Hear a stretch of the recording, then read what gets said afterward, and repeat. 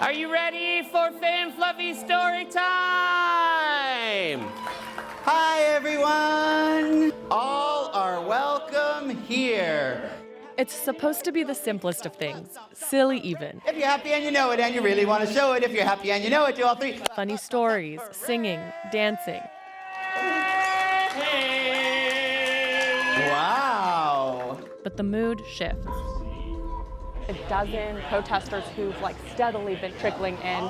They have signs that say there are only two genders, that drag sexualizes children. And that's something that's been happening a lot in the last year because Storytime events just like this one have increasingly become targets of hate. Oh. It's a public space, so this is a legal protest, and the message is clear. They do not want people like Faye and Fluffy reading to kids. Thank you. It's been so beautiful. It's been so nice here. Stay away from our kids! Stay away from our kids! Nothing like this has ever happened to them. Keep our kids alone! Keep our kids alone!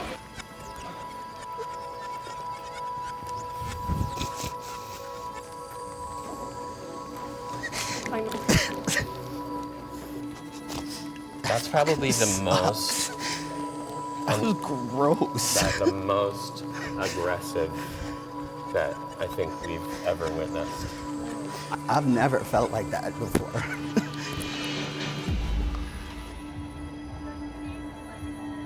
The next day, I meet with Faye and Fluffy, aka JP Kane and Caleb Robertson, to ask about this growing hostility.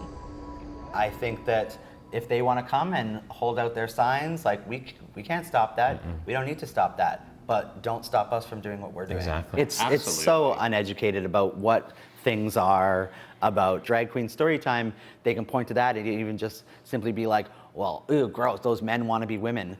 Does Faye look like she is trying to be a woman? No, these are our characters. Even though both of us were having a huge wave of different kinds of emotions, we remain focused in delivering what it is that we do, which is celebrating differences and uniqueness and a joy of literacy and being silly and fun. Stoked by far-right groups online, some people are fundamentally opposed to drag, coinciding with a rise in police-reported anti-LGBTQ hate crimes. Ready, Butch? I'm ready. Because I got this. Yeah. Every one of us can be resilient. Every one of us can persevere. At the Peterborough Library, Betty Baker is singing about resilience. Here's the chorus. You've got this. You've got this. Keep going. Keep going. But outside, protesters and supporters have been showing up since she started last year. I asked Betty, whose real name is Isaac Maker, what's fueling all of this? And so a lot of those are kind of tied into the idea that educating kids about queerness is inherently grooming them and going to turn them gay and trans, which is their worst fear. More than the protests, the threats have been wild. We had to cancel a story time back in December at Lavender and Play. So what's it like to see these threats and protests at your kids' events? Oh, it breaks my heart. Oh. Sorry. Okay. I didn't think I was going to get emotional. Wow. Have your moment. It breaks my heart. It breaks my heart. I know that what my kid is doing is about joy, and it's about being that role model for people. I know that it comes from a good place.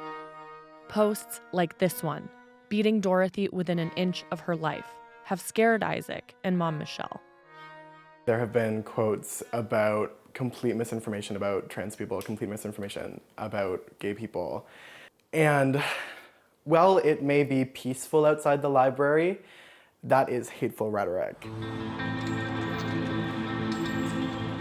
This is Pastor Ben Inglis. He organized Peterborough's first protest. They are communicating the acceptability and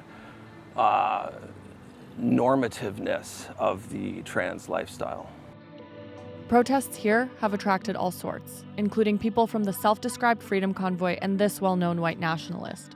But why block or get in the way of people who have a different faith from going? If you saw a child a 3-year-old child attempting to cross a 4-lane highway, would you say, oh, that's not my child, therefore I have no obligation to say anything? How do you respond to families who are concerned that such protests are encouraging violence targeting LGBTQ+ people and their families?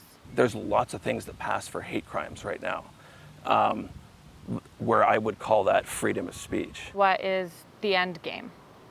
I would love to see drag story hours dry up and be erased from public memory. These are symptoms of a society in decay. You don't treat a disease by dealing with the symptoms. And the only hope for our nation is repentance. To be clear, trans people and drag performers are not a disease, and Ben Inglis only represents one local movement. That's why we met Timothy Caulfield at the University of Alberta. It's the same community that was anti-vax, anti-COVID protocols. He studies some of the other groups linked to these protests. It's a community that is largely, I want to be careful not to overgeneralize, but it's a community that seems to be fueled by misinformation, by rage. He says there's overlap between the anti-vax movement and anti-LGBTQ hate. Because if you disagree with them or tell them they're wrong or say that this is misinformation or this is about hate, they immediately retreat to, well, you don't want to protect our children? And unfortunately, that strategy can be very effective. We are now calling the police. Last February, this man stormed into a Storytime at a Calgary library. As a parent of kids in here, you need to get out. Today is the first story hour since then, featuring Ida Cupcake and King Neptune. Mary Capusta is with the library. I would clarify that we would not consider that a protest. That was a level of disruption and honestly some scary activity that happened inside of our spaces, creating, I'll be honest, a level of fear and intimidation in that space. Calgary introduced a safety bylaw inspired by anti-drag hate. Protesters must be 100 meters away from the entrance. On this morning, half a dozen have gathered. Some gender confusion.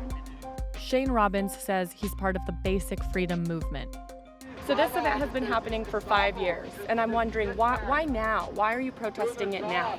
Because it's come to our attention, because they're really pushing it now in the wake of the COVID narrative. This is a demonstration of how gender fluidity theory is the official state religion of Canada. Justin Trudeau, its high priest. Using unconstitutional bylaws to keep us at bay. Two men from that corner come inside, but police make it clear they cannot cause a disturbance. King Neptune doesn't expect to change anyone's mind.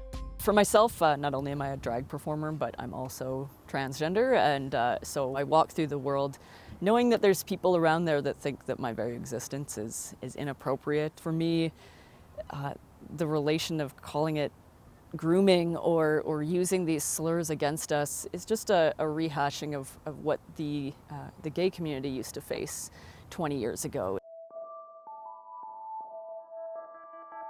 I started doing drag when I was 15, and that was a fantastic experience for me. It gave me so much confidence. It gave me so much love for myself. Isaac, remember Betty Baker, says the protests are not really about drag at all. When I was 15 or 16, they would have been like, oh, Betty's being groomed by her family. But as soon as I'm 19 and I'm doing story times, it's like, you're a bad person, you're a groomer.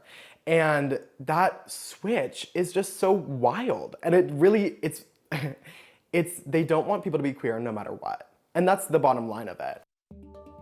Faye and Fluffy, JP and Caleb, know who their audience is.